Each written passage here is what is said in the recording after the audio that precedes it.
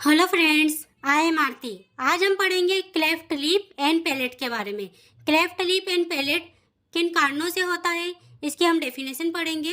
Cleft lip and cleft palate are congenital deformities where there is an opening or split in the upper lip and the roof of the mouth due to incomplete fusion of facial structure during embryonic development. Cleft lip और cleft palate एक जन्मजात बीमारी होती है जिसमें भ्रूण के विकास के समय चेहरे का स्ट्रक्चर जो रहता है, स्ट्रक्चर या संरचनाओं का पूरा विकास नहीं हो पाता है।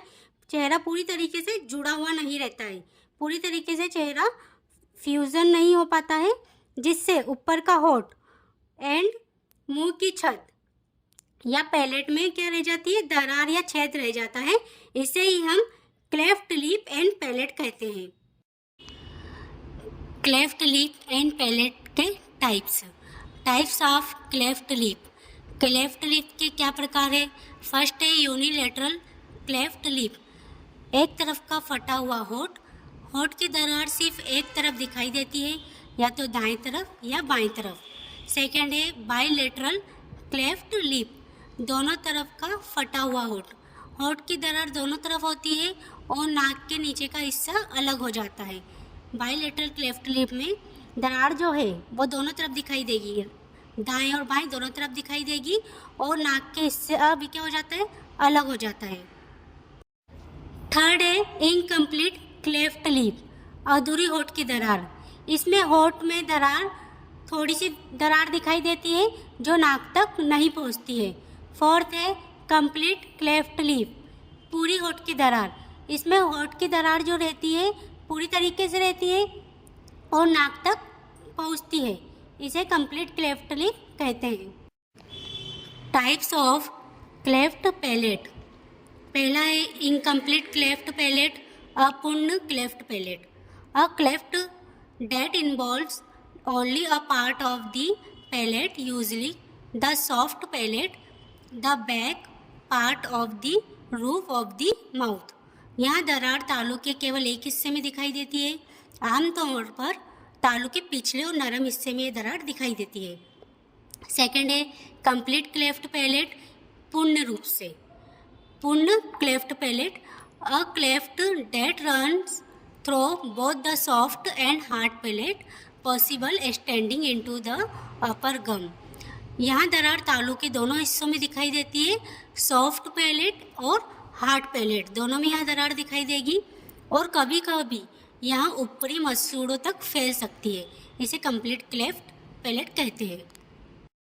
थर्ड है unilateral cleft palate, the cleft is present only one side of the palate. दरार तालू के केवल एक तरफ होती है। यहाँ दरार जो है कटा हुआ हिस्सा तालू में एक तरफ दिखाई देगा। चौथा है bilateral cleft palate, the cleft appears on both sides of the palate. यहाँ दरार तालू के दोनों तरफ दिखाई देगी। दरार या फटा हुआ हिस्सा तालू में राइट एंड लेफ्ट दोनों तरफ दिखाई देगा। अब हम देखेंगे क्लेफ्ट लिप एंड पैलेट के कॉसेस, किन कारणों से यहाँ होता है। फर्स्ट है जेनेटिक फैक्टर, यह एक आनुवांशिक बीमारी भी है। Maternal smoking, alcohol, drug use during pregnancy. अगर गर्भवती महिला धूम्रपान का सेवन करती है, शराब लेती है, नशीले पदार्थों का सेवन करती है, तो इसके कारण भी यहाँ होता है। Maternal malnutrition, especially folic acid deficiency, अगर फॉलिक एसिड की कमी के कारण भी यहाँ देखने को मिलता है। मैटरनल इन्फेक्शन, गर्भाशय के समय संक्रमण होना। इन्वायरमेंटल एक्सपोजर, पर्यावरणीय प्रभाव, एयर पोल्यूशन, वाटर पोल्यूशन, ये इन कारणों से भी यहाँ होता है। ओबेसिटी और डायबिटीज़ इन द मदर, अगर गर्भवती महिला बहुत ज़्यादा मोटापा है उसे या शुगर है, तो इन कारणों से भी यहाँ देखने को मिलता है। एक्सट्रीमली यंग और ओल्ड मैटरनल एज में अफेक्ट डेवलपमेंट, बहुत कम उम्र या अधिक उम्र में माँ बनना भी एक क्लेफ्ट लिप एंड पैलेट का कारण है। क्लिनिकल फीचर्स, क्या क्या लक्षण दिखाई देते हैं। फर्स्ट है visible split opening in upper lip, unilateral और बाइलेटरल। ऊपरी होठ चीरा हुआ दिखाई देता है, होठ में दरार दिखाई देती है, एक तरफ या दोनों तरफ का होठ कटा हुआ दिखाई देता है। डिफ़िकल्टी इन शकिंग एंड फीडिंग, बच्चों को दूध पीने में और चूसने में कठिनाई होती है। नेजर रिगर्जिटेशन ऑफ मिल्क, नाक से या तरल पदार्थ निकलता है, नाक से दूध या तरल पदार्थ निकलता है। Speech difficulties if associated with cleft palate, बोलने में बच्चों को कठिनाई होती है। रिकरेंट ईयर इन्फेक्शन, बार बार बच्चे के कान में संक्रमण होता है। डेंटल इशू, दांतों की समस्याएं, दांत कंप्लीट डेवलप नहीं हो पाते हैं, इनकम्प्लीट दांत आते हैं। फेशियल डिफरेंसेस, चेहरे में अंतर आता है, कंप्लीट फेशियल स्ट्रक्चर नहीं बनता है। कॉम्प्लिकेशन, क्या क्या कॉम्प्लिकेशन देखने को मिलते हैं? माल न्यूट्रिशन, बच्चा कुपोषित दिखाई देता है। फेलियर टू थ्रिव, बच्चे का सही से विकास नहीं हो पाता है। Ear infection and hearing loss, कान में इन्फेक्शन होगा और सुनाई भी कम देगा। स्पीच एंड डेंटल प्रॉब्लम, बोलने में दिक्कत आएगी और दांतों में भी समस्या होगी।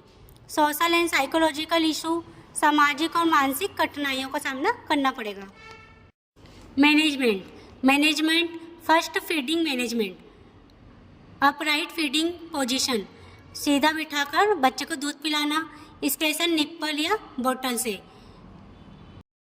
सेकेंड है सर्जिकल मैनेजमेंट में cleft lip repair usually done at 3 to 6 month of age, 3 से 6 माह के अंदर लिप्स की सर्जरी की जाती है। Cleft palate repair usually done at 9 to 18 month of age, 9 से 18 माह के अंदर क्लेफ्ट पैलेट की सर्जरी की जाती है। तीसरा है अदर ट्रीटमेंट्स, स्पीच थेरेपी, बच्चों को बोलने की प्रैक्टिस करवाते हैं। ऑर्थोडोंटिक केयर फॉर टीथ, दांतों की देखभाल करते हैं। साइकोलॉजिकल सपोर्ट देते हैं। नर्सिंग मैनेजमेंट में हम देखेंगे assess feeding ability and weight gain, बच्चा कितना खाने में खुराक ले रहा है, उसका वजन बढ़ रहा है या नहीं बढ़ रहा है, इसकी निगरानी करेंगे। Teach parents about special feeding technique, माता पिता को टेक्निक सिखाएंगे, बच्चों को किस तरीके से किस पोजीशन में दूध पिलाना है। प्रिवेंट एस्पिरेशन, बच्चे को कहीं बच्चा गलत तरीके से दूध ना पिए ताकि वो एस्पिरेट हो जाए गलत जगह जाकर। Provide pre and post operation care, operation से पहले और बाद में भी देखभाल करेंगे, केयर प्रोवाइड करेंगे। Encourage speech therapy and family counselling, बच्चे को थेरेपी देंगे, बोलने की प्रैक्टिस कराएंगे और परिवार को भी काउंसलिंग करेंगे, फैमिली को भी। Pain management and bound care, दर्द और घाव की देखभाल करेंगे, दर्द हो रहा है उस जगह दर्द ना हो ज़्यादा और जहाँ घाव है उधर किसी टाइप का संक्रमण ना हो, उसकी देखरेख करेंगे। अगर मेरा वीडियो पसंद आया है आपको तो please like, share and subscribe करें। Thank you.